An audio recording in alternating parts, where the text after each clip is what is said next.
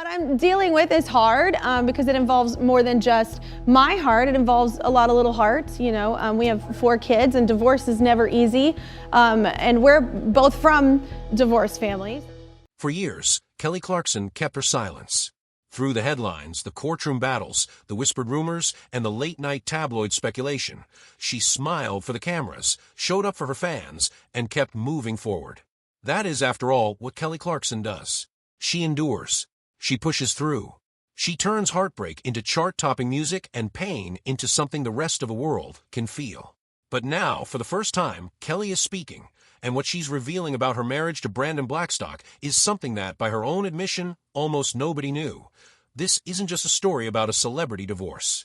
This is the story of a woman who built herself up from nothing, who fought for everything she has, and who found herself quietly losing pieces of herself inside a marriage that looked picture-perfect from the outside.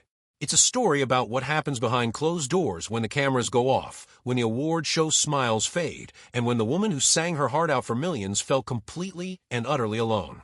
So today, we're pulling back the curtain on Kelly Clarkson's marriage to Brandon Blackstock, the real story, the hidden details, and the truth she's finally ready to share. To understand who Kelly Clarkson is today, you have to understand where she came from. Born on April 24, 1982, in Fort Worth, Texas, Kelly grew up in a household shaped by faith, hard work, and, eventually, heartbreak. When her parents divorced and the family was split apart, 6-year-old Kelly stayed with her mother while her siblings were separated and sent to live with other relatives. That early fracture left a wound that never fully healed. It planted inside her a deep, almost desperate longing for love, the kind that stays, the kind that doesn't walk out the door. Despite that pain, or perhaps because of it, Kelly found music. A choir teacher at her middle school in Burleson, Texas, heard her singing in a hallway and urged her to audition for the school choir.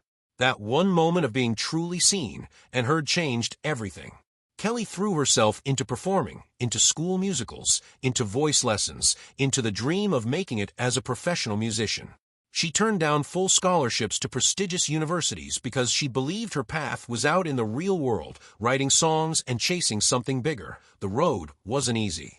She moved to Los Angeles, got turned away by label after label who called her voice too soulful, watched a fire destroy her apartment, and ended up back in Texas waiting tables and working as a telemarketer just to survive. But in 2002, at the urging of friends, she walked into an audition for a brand new television show called American Idol, and the rest, as they say, is history. She won. 58% of the vote. The first ever American Idol champion, crowned at the Kodak Theater on September 4, 2002. Her debut single shattered a 38-year-old Billboard chart record previously held by the Beatles. Her first album debuted at number 1. And Kelly Clarkson, the girl from Burleson who used to serve cocktails and promote Red Bull to pay her rent, became one of the most powerful voices in modern music. But fame, as Kelly would discover, doesn't protect you from loneliness. And success doesn't guarantee you'll be loved the way you deserve to be loved. Kelly first crossed paths with Brandon Blackstock in 2006. It was a brief meeting during rehearsals for the Academy of Country Music Awards, the kind of casual encounter you don't think twice about at the time. Brandon was a talent manager, polished and connected, someone who moved comfortably in the world of entertainment. He was also the stepson of Narvel Blackstock, who was Reba McEntire's longtime manager and ex-husband, making him a well-established figure in the industry. Their paths crossed again years later, and this time something clicked. For Kelly, who had spent so much of her life searching for the stable, committed love she never had as a child, the love her father failed to give her, Brandon seemed like an answer. He was attentive. He was charming. He seemed to understand her world in a way that most people couldn't.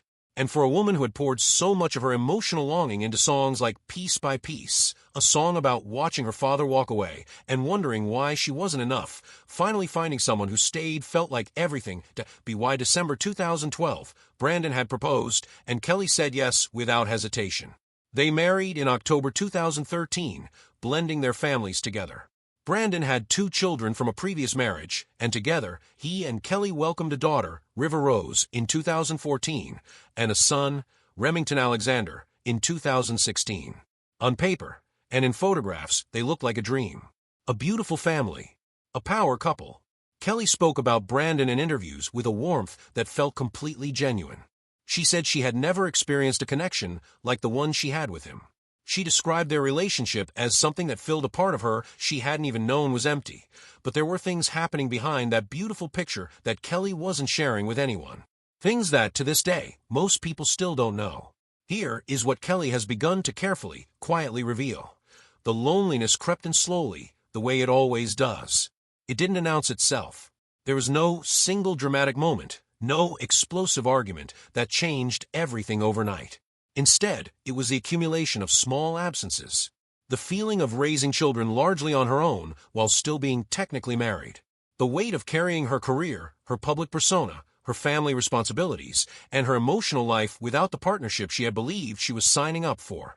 Kelly has admitted in interviews that there were many stretches during her marriage where she felt like a single mother even though she was still someone's wife. She was performing, hosting, recording, promoting, and parenting, and doing most of it without the co-pilot she thought she had. The connection she had believed in so deeply began to feel like something she was maintaining mostly on her own. What very few people knew, and what Kelly is only now beginning to speak about, is how long she tried to hold things together before she finally said enough. She didn't walk away impulsively. She spent years quietly absorbing the disconnection, telling herself it would get better, throwing herself into her work and her children and her faith, hoping that if she just kept going, kept trying, kept loving hard enough, the marriage would find its footing again. She also had to reckon with something that made the situation even more complicated: the professional entanglement. Brandon Blackstock served as Kelly's manager for a period of their marriage. When your personal life and your professional life are wrapped around the same person, disentangling them is not just emotionally devastating, it becomes a logistical and legal nightmare. When their marriage fell apart, so did that professional arrangement, and the fallout was significant. When Kelly filed for divorce in June 2020, citing irreconcilable differences, the public response was one of collective shock. They had seemed so happy, so solid, but what followed the filing was a legal battle that turned far more contentious than most people anticipated. The disputes centered on several key issues. Spousal support was one. Brandon sought significant financial support from Kelly, a request that many observers found surprising given the dynamics of their respective careers. Then there was the question of custody of River and Remington. And perhaps most publicly debated was the Montana Ranch, a sprawling property that became one of the central flashpoints of their legal battle. Brandon fought to claim a portion of the ranch as marital property. Kelly's legal team argued otherwise. In November 2020, a judge granted Kelly primary physical custody of their 2 children, and the court ruled that the Montana Ranch belonged to Kelly alone. But even after that ruling, the situation remained messy. Brandon reportedly stayed on the property for an extended period before eventually being ordered to vacate. What Kelly has reflected on since, and what she has begun to articulate publicly in careful, measured ways, is how the person she had trusted completely, the person she had believed in enough to build a family with, became someone fighting against her in a courtroom. That transformation, from partner to adversary, was one of the most painful things she experienced. Not just because of the legal stress, but because it forced her to look squarely at the gap between who she had believed Brandon to be and who she was watching him become in the midst of their separation. She had believed, truly believed, that if things ever fell apart between them, they would handle it with dignity, with mutual respect, especially for the sake of their children. The reality was significantly harder than that. In February 2022, Kelly made a deeply personal decision that spoke volumes about where she was emotionally. She legally changed her name to Kelly Brianne, dropping Clarkson in her personal life while keeping it professionally. On the surface, it looked like a quiet administrative choice. But Kelly explained that it was far more meaningful than that. The name Clarkson was her father's name, and her relationship with her father, Stephen Michael Clarkson, had been one of profound, lasting absence. He left when she was 6 years old. Throughout her entire rise to fame, throughout her marriages and albums and award shows, he was largely absent from her life.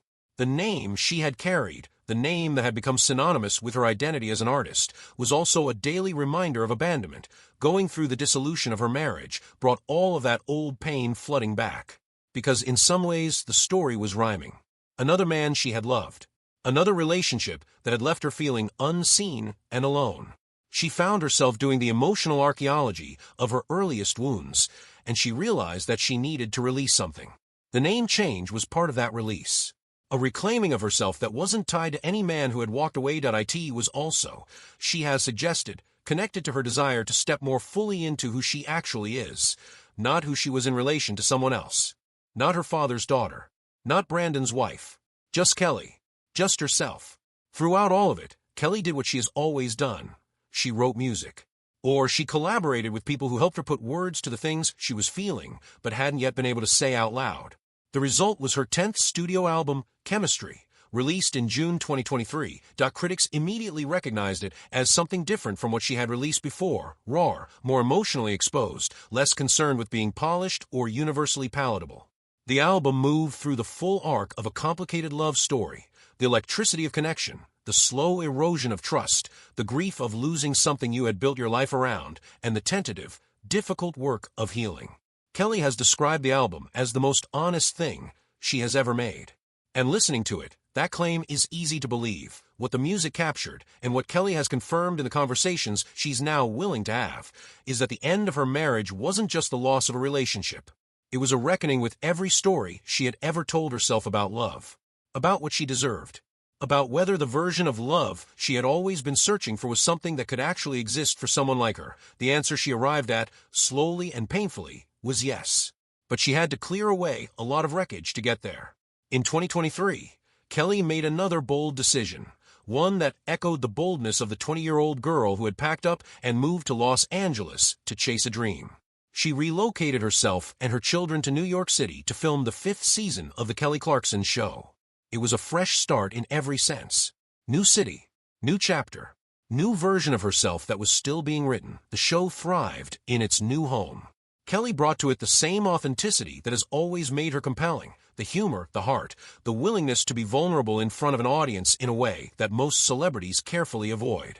Viewers connected with her in a new way, not just as the girl who won American Idol or the singer behind beloved anthems, but as a woman navigating real life in real time and doing it with extraordinary grace. She has spoken openly about how her children, River and Remington, became her North Star during the hardest stretch of her life. They are the reason she kept going when keeping going felt impossible. They are also, she has said, remarkably perceptive. They knew more than she sometimes wished they had. They felt the tension even when she tried to shield them from it. And they were honest with her in the way that only children can be, including, famously, telling her that they were fine with her staying single for a while. Kelly listened,